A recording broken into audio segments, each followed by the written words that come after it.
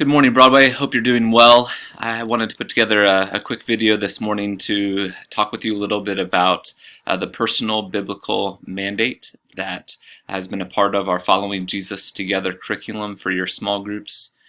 I've talked with some of your leaders and with some of you, and that's been a bit of a challenging and maybe even confusing exercise for some of you. And so I wanted to put together a quick video to give a bit more guidance on that.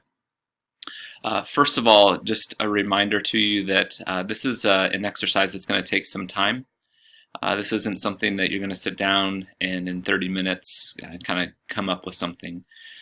This is an exercise we're asking you to look back on your life and to give some consideration to how the Bible has spoken to you and how it has shaped your heart, how it's shaped your actions, how it's shaped your understanding of who God is and who you are.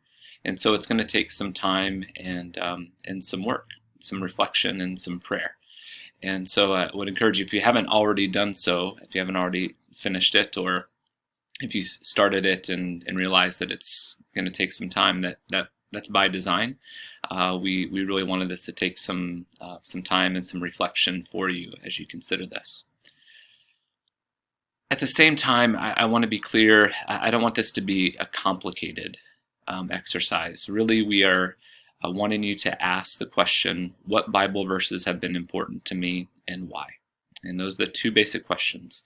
What scripture verses have been particularly important to me in my life, and why is that? And to write that down and to give some words and some ideas to why those verses or those stories in the Bible have stuck in your mind and how they have influenced you.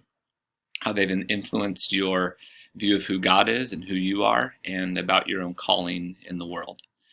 So while we do want it to be an exercise that takes some time and some effort and some ongoing reflection, don't make it too complicated. Those two questions I think would be enough to answer what scripture verses have been important to me and why. So I want to give just one look at my own personal biblical mandate that I put together 12 or 13 years ago as I was going through a leadership process, leadership training, and just give you one story that will illustrate how I came up with this one particular part of my own personal biblical mandate.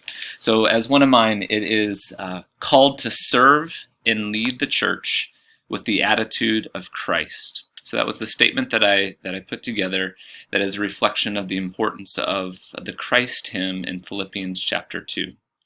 And in Philippians chapter 2, Paul says that your attitude should be the same as that of Jesus Christ, who, being in very nature God, did not consider equality with God something to be grasped, but made himself nothing, and took on the very nature of a servant. And being found in human likeness, he humbled himself and became obedient to death, even death on a cross.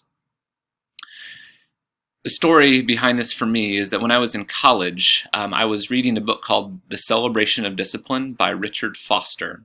And in that book, he talks about different spiritual disciplines that have been important in the lives of believers throughout history. And one of those practices was the practice of study. Of studying the scripture or studying other books as a part of a way to feed our spiritual life. And so I was reading that book with some friends, and I took an entire day, and I found a book on the book of Philippians, and I read this entire book over the course of the day in the book of Philippians, and the majority of that book was focused on that Christ hymn in Philippians chapter 2.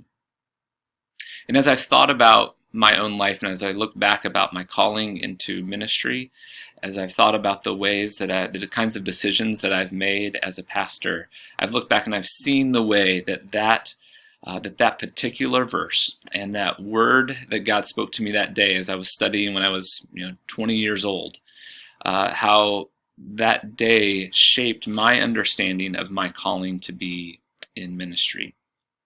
And so, and not only just my calling into ministry, but the way that I would go about being a pastor. And so as one who is seeking, with the help of God's Spirit and the best of my ability, to reflect the servant-like attitude of Jesus.